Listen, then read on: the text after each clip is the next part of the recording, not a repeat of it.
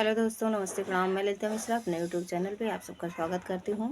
आप सबको एक चुटकुला नाच के सुनाऊंगी। अच्छा लगे तो कमेंट में ज़रूर बताना, भरपूर सपोर्ट करना। वीडियो को लाइक शेयर, चैनल को सब्सक्राइब कर देना। हेरान मोर कंगना नदिया किनारे, हेरान मोर कंगना नदिया किनारे, हेरान मोर कंगना नदिया किनारे।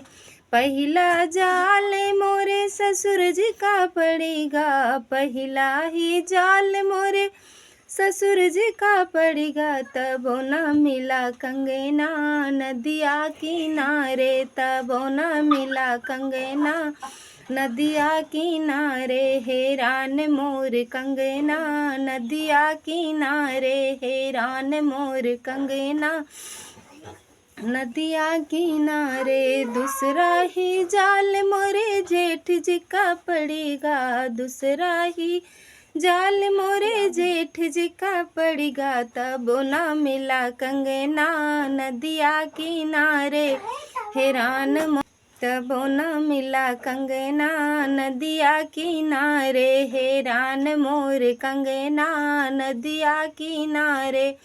तीसरा जाल मेरे देवर जी का पड़ेगा, तीसरा ही जाल मेरे देवर जी का पड़ेगा। तब न मिला कंगना नदिया किनारे, तब न मिला कंगना नदिया किनारे, हेरान मोर कंगना नदिया किनारे, हेरान मोर कंगना नदिया किनारे।